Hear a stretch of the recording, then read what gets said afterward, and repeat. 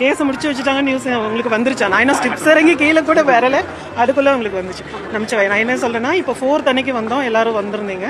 அதுக்கப்புறம் அன்னைக்கு வந்து அந்த பர்டிகுலர் கோர்ட்டோட ஜட்ஜ் சார் இல்லை, அவங்க லீவில் இருந்தாங்க. ஸோ இன்னைக்கு வர சொன்னாங்க, இன்னொரு டேட் கொடுத்து.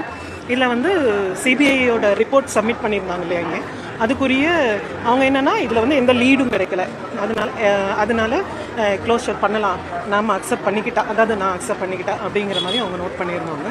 அது ஃபுல்லாக படித்து பார்த்தேன். ஸோ அவங்களோட ஃபுல் எஃபர்ட்ஸும் இதில் போட்டாங்கன்றது நல்லாவே தெரியும். 100% எஃபர்ட் வந்து சிபிஐ போட்டாங்க.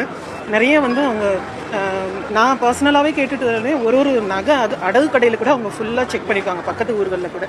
ஸோ இது வந்து ஏன் கிடைக்கல அப்படிங்கிறது அவங்களுக்கும் தெரியல, நமக்கும் தெரியல. ஏன்னா அந்த பார்க்கிங் ஏரியாவில் கேமராஸ் இல்லை, எங்கே இது பண்ணாங்க. ஸோ there's no லீடுன்னு சொல்லி இது பண்ணியிருக்காங்க. ஆனால் புகார் வந்து உண்மைதான், நகை தொலைஞ்சது உண்மைதாங்கிறது கண்டிப்பாக தெரியுது. ஸோ இதை வந்து க்ளோஷருக்காக நம்ம வந்து அக்செப்ட் பண்ணிக்கிறீங்களா என்ன, இல்லை வழக்கு நடத்தணுமான்னு கேட்டாங்க. So there are totally 2 reasons. எனக்கு வந்து ஒன்று, அவங்க யார் மேலே நம்ம கம்ப்ளைண்ட் சந்தேகப்பட்டு கொடுக்குறோமோ அவங்க இறந்துட்டாங்க.